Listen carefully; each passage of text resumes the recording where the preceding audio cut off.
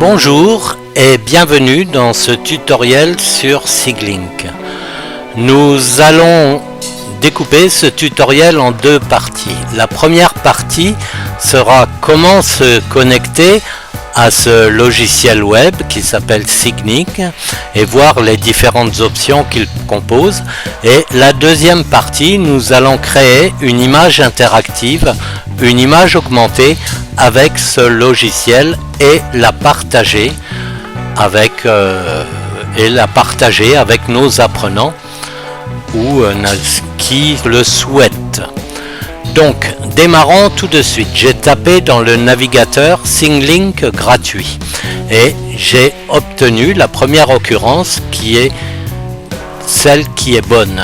Donc je clique dessus et nous arrivons sur SIG-Link. Vous voyez que ce logiciel est en anglais ou en français. Le voilà en français et qu'il comporte différentes parties. Mais le plus important pour nous, c'est que l'on peut démarrer une version d'essai qui va durer 2 mois. Et sinon, il y a une tarification qui coûte quand même un petit peu d'argent. Mais nous allons utiliser la partie gratuite de SIG-Link. Donc, nous allons sur se connecter. J'ai créé un compte il y a 3 jours. Donc, j'entre mon adresse email, mon code et on peut se connecter sur SIG-Link. Voilà, nous arrivons sur la page d'accueil. Sur cette page d'accueil, on voit les différentes possibilités du logiciel. Déjà en première partie, en haut, on voit qu'il me reste 57 jours de période d'essai. Donc avec cette adresse email, il me reste 57 jours de période d'essai, 2 mois, ce qui est largement suffisant pour faire ce que l'on a à faire. La première option est éditeur multimédia. Ça permet de créer des images augmentées, mais ça permet aussi de créer des vidéos interactives, des vidéos auto-guidées à 360 degrés. Donc il y a des techniques pour réaliser ça, et ça permet aussi de créer des modèles 3D qui sont très bien lorsque l'on veut étudier quelque chose de particulier sous tous les angles. Ensuite, on a le générateur de scénarios. Alors ça, c'est pour créer des apprentissages avec des scénarios, des formations ramifiées. C'est-à-dire que si l'apprenant répond bien ou choisit d'aller dans la partie 2, il va dans la partie 2. Mais s'il connaît déjà la partie 2, qu'il veut directement aller dans la partie 3 ou la partie 4, ça peut se faire. Ça peut se faire aussi avec un quiz, ou s'il répond à la bonne question, il va dans la partie 3. S'il ne répond pas à la bonne question, il reste dans la partie 2 et il recommence. Et ainsi de suite. On a les visites guidées à 360 degrés. C'est très bien pour présenter un atelier, une cuisine par exemple, ou même un maraîchage. Et on a la réalité augmentée, mais là il faut du matériel supplémentaire. Donc voilà les possibilités de ce logiciel qui sont en formation assez infinie et qui nous permettent de vraiment travailler. Donc nous allons aller sur l'éditeur multimédia. Donc on arrive directement sur l'éditeur multimédia et comme j'ai rien dedans, il me met créer. Donc nous allons créer. Vous voyez qu'on ne peut choisir entre une image à 360 degrés, le modèle 3D. Donc on va créer une image. Et ici, il me dit de faire glisser ou déposer un fichier. J'ai préparé une série de fichiers sur la découpe du bœuf et je vous recommande d'en faire autant. J'ai tout mis dans un dossier que voici, qui s'appelle Image Sync. Voilà, j'ai mis toutes les images dont j'avais besoin dans ce dossier. Donc je fais glisser l'image qui va me servir de support dans la fenêtre et voilà.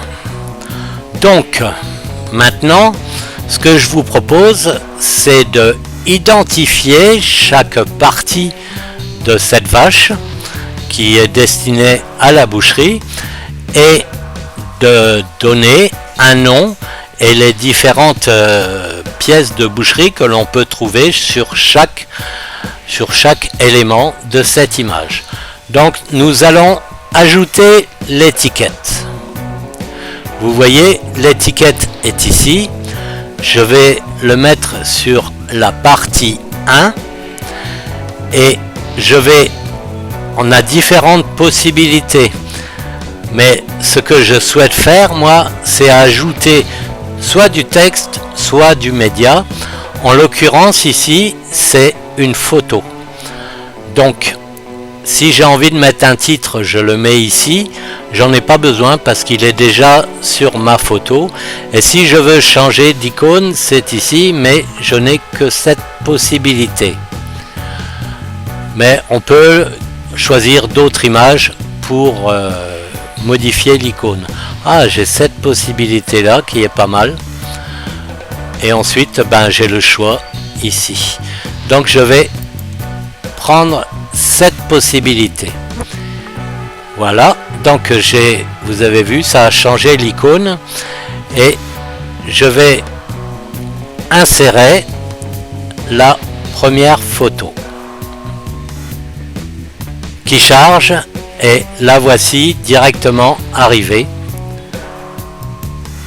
Voilà, nous allons faire de même sur les 13 parties de cette image.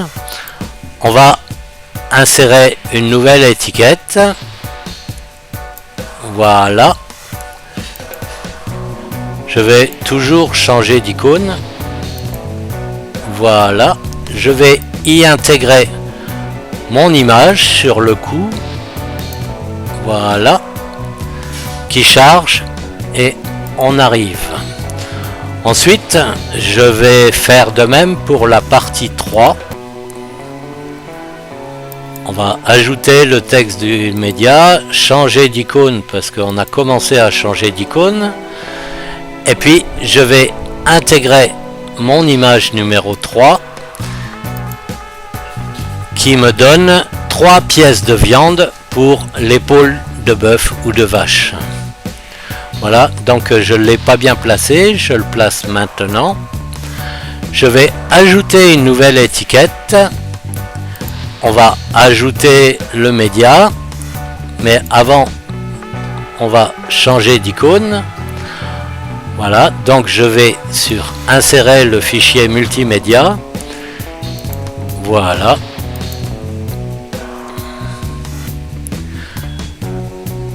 Bien, je le place ici. Je vais continuer tout seul cette vidéo jusqu'à installer la 13e image et on se reprend juste après. Bien, nous allons entrer notre dernière étiquette. Voilà, toujours ajouter du texte et du média. Je change l'icône et je place la photo. Voilà, on attend que ça charge, c'est venu, je la place au bon endroit. Voilà, nous avons terminé les 13 éléments que nous devons placer sur cette photo. Donc je clique sur terminer et nous arrivons sur une autre page qui nous permet de partager cette photo et de la partager par exemple sur WhatsApp pour la partager avec nos apprenants. Si c'est pas terminé, on peut toujours la modifier. Voilà, on peut Voilà, donc nous allons la partager.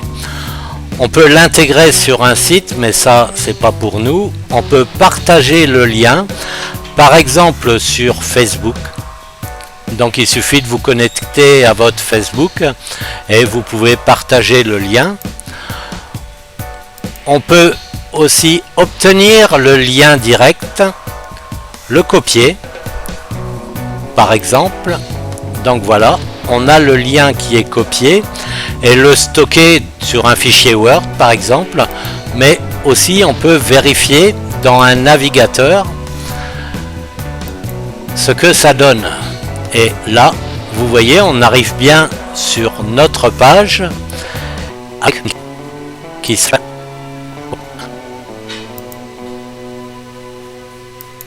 Voilà, autrement les autres possibilités. Ah, donc là j'ai cliqué sur modifier. C'est pas tout à fait ce que je souhaitais.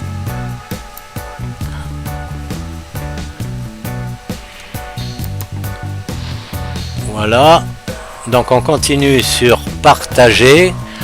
Alors afficher en réalité augmentée, mais on peut aussi l'afficher dans PowerPoint directement, ce qui est un avantage lorsque l'on construit un cours. On n'aura peut-être pas toute l'interactivité, il faudra voir, parce que des fois PowerPoint a des réactions bizarres. Voilà, nous venons de terminer notre première image augmentée avec ThingLink.